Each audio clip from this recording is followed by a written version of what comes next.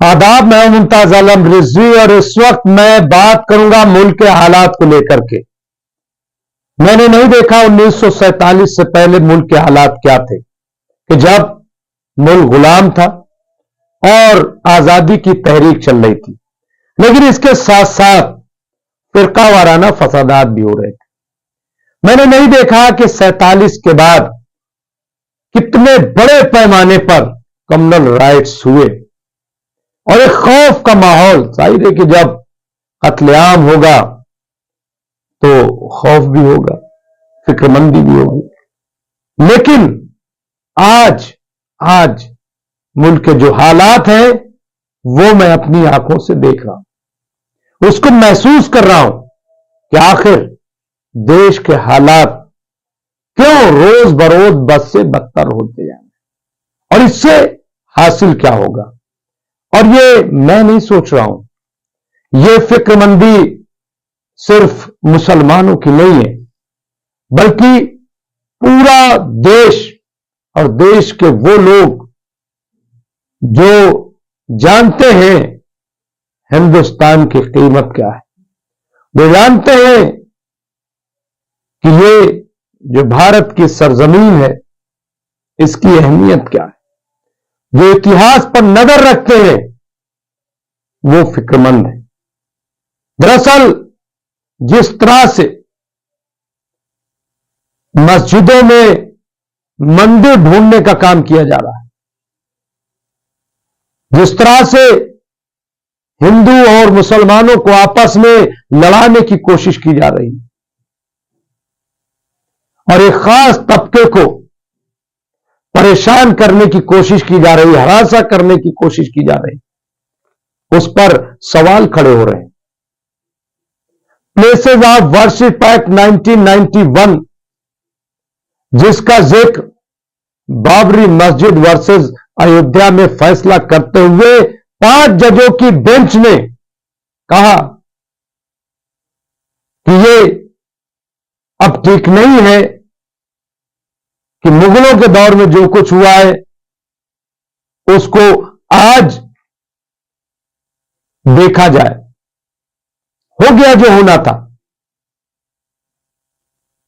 नए दौर के एतबार से देश को आगे लेके जाया जाए। लेकिन सवाल यह है कि जो लोग संविधान की बात करते हैं क्या वो सुन रहे हैं? आखिर इसकी वजह क्या है? क्या वजह है कि जब भाजपा 240 सीटों पर सिमट गई, 400 पार का नारा देने वाली भाजपा जब अपने दम पर केंद्र में सरकार नहीं बना सकी, तो आखिर इस तरह के हंगामे क्यों? बाबरी मस्जिद अयोध्या का मामला था, चैप्टर क्लोज। अयोध्या में भव्य राम मंदिर बन गया, लेकिन अब ज्ञानवापी मस्जिद पर अटैक, अब मथुरा की शाही जामा मस्जिद शाही ईदगाह पर अटैक, अब संभल की मस्जिद पर, फिर दरगाह अजमेर शरीफ पर, और यही नहीं बल्कि ताजमहल, कुतुब मीनार और तमाम जो इस तरह की ऐतिहासिक मस्जिदें, एक लिस्ट लेकर के घूमा जा रहा है। अब इस पर एक बयान आया है जो बड़ा इंपॉर्टेंट और आंख खोल देने वाला बयान है। यह बयान है साध्वी देवा ठाकुर का और वो सुनने से ताल्लुक रखता है। छोटा सा बयान है लेकिन बहुत इंपॉर्टेंट। उन्होंने अपने बयान में कहा कि दरअसल ये मस्जिद के नीचे मंदिर तलाश नहीं किया जा रहा, ये मस्जिद के नीचे सत्ता की चाबी तलाश की जा रही है। ये उसको ढूंढा जा रहा है कि कैसे हम हुकूमत में बने रहें, कैसे हम बगैर काम किए इक्तदार में जमे रहें। ये उसके लिए ये काम किया जा रहा है। देखिए, छोटा सा वीडियो है जो एक्स प्लेटफॉर्म पर इस वक्त वायरल हुआ है। देखिए कि आखिर साध्वी देवा ठाकुर ने क्या कहा। सारी दुनिया आज के समय पूरा विश्व जब खुदाई करता है तो तेल, पेट्रोल, हीरे, खान, कोयला, ये सब जमीन के नीचे तलाशता पूरा विश्व। और भारत के अंदर दबी हुई जमीन, बड़ी इमारतें या कहीं भी जमीन के नीचे मंदिर ढूंढ रहा है। एक्चुअल मंदिर ढूंढना विषय नहीं है। कहीं ना कहीं सत्ता की चाबी, सत्ता से प्रेरित लोग, देश का राजा हिंदुस्तानी, देश में सत्ता हिंदुओं की, देश में और विश्व में मजबूत कौन? हिंदू। और फिर डर किसका? फिर खतरा किनसे? फिर तंग किनसे? एक्चुअल जिन लोगों की बहन बेटियां खुद के रिश्ते मुसलमानों से हुए, जो लोग सऊदी अरब में जाके बड़े अरबी राजाओं के साथ बैठकर भोजन करते हो, वो देश में भिड़ाने के लिए, राजनीति करने के लिए मुसलमानों को टारगेट कर रहे हैं, मस्जिदों को टारगेट कर रहे हैं। समझ में नहीं आता सत्ता कितनी खतरनाक हो गई है देश में। तो सुना आपने, ये साध्वी है और यही हमारा भारत है, यही भारत देश है।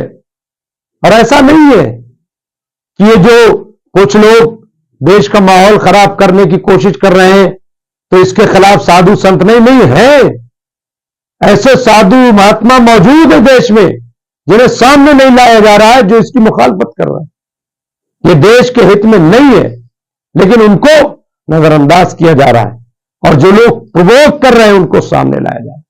एक और द वायर में एक इंटरव्यू के दौरान सुप्रीम कोर्ट बार एसोसिएशन के पूर्व अध्यक्ष, सीनियर एडवोकेट दुष्यंत दवे, वो इंटरव्यू देते हुए रो पड़े, भावुक हो गए। और ये भावुकता, माफ कीजिएगा, वजीर आजम नरेंद्र मोदी की तरह नहीं थी,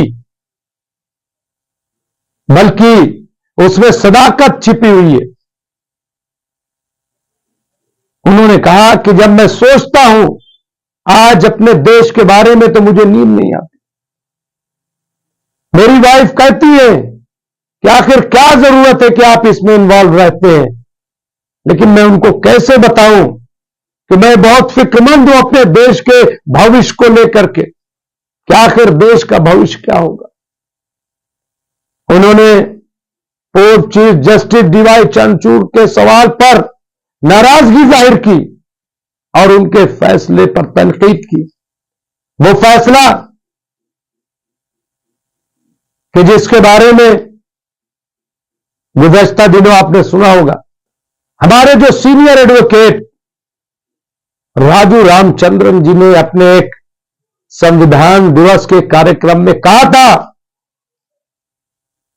कि ये जो ज्ञानवापी के मामले में फैसला देते हुए ऑब्जर्वेशन पेश की डीवाई चंद्रचूड़ ने, दरअसल इन्होंने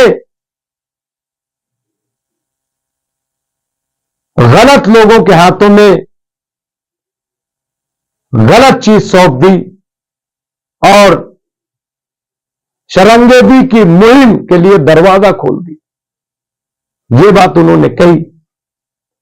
आइए छोटा सा वीडियो हम दुष्यंत दवे के देख ली, द वायर पर इंटरव्यू देते हुए कैसे वो भावुक हो गई, ये देखिए। You don't know how much it is impacting me. Just imagine how much it must be affecting those belonging to the minority community. It's really sad what is happening, and I don't know why nobody in this country wants to stand up and fight this kind of nonsense.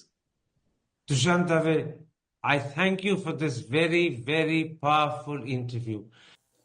तो देखा आपने, ये senior advocate supreme court bar association के पूर्व अध्यक्ष दुष्यंत दवे हैं। क्या आपको लग रहा है कि इन्हें किसी बात का लालच है? क्या आपको लग रहा है कि ये ड्रामा कर रहे हैं? क्या आपको लग रहा है कि यह भावुकता महज एक सियासी चाल है? नहीं, ऐसा हरगिज नहीं है। बल्कि हर फिक्रमंद आदमी आज यह सोचने में मजबूर है कि आखिर देश किस दिशा में जा रहा है। एक और वीडियो सामने आया है मौलाना अंसार रजा का। उन्होंने अपनी फिक्रमंदी जाहिर करते हुए ट्वीट किया है, वीडियो जारी किया है, जिसमें उन्होंने कहा कि हमारे प्रधानमंत्री ने पूरी दुनिया में एक नया इतिहास रचा है। इसलिए मैं उनसे गुजारिश कर रहा हूं कि वो जल्द अज जल्द प्लेसेस ऑफ वर्शिप एक्ट को खत्म करके और मुस्लिम धर्म स्थल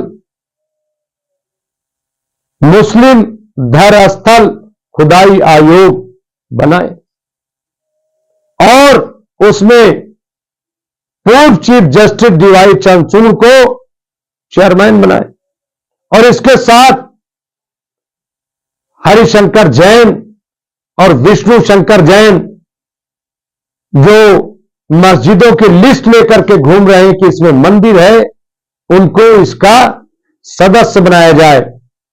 ये डिमांड क्यों ऐसी बातें सामने आ रही है? उसकी वजह सिर्फ यह है कि लोग परेशान हैं, लोग फिक्रमंद हैं। देखिए पहले उनका ये वीडियो। कब बांटना है, किसको कहां काटा जाएगा, वाकिफ हैं लोग आज के हाकिम की चाल से।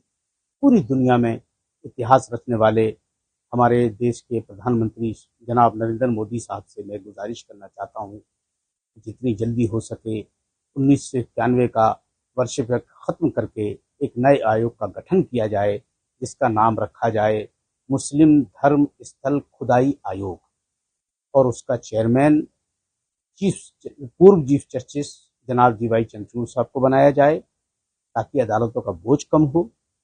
और चूंकि चंद्रचूड़ साहब को कानून का फेरबदल करने में बहुत महारत है, और जब ये आयोग बन जाए तो उसके 2 गवर्नमेंट नॉमिनी जनाब विष्णु शंकर जैन और हरिशंकर जैन को बनाया जाए, क्योंकि मस्जिदों के नीचे जब तक मंदिर नहीं निकलेगा तो विकास मुकम्मल तौर पे नहीं मिलेगा। नमस्कार।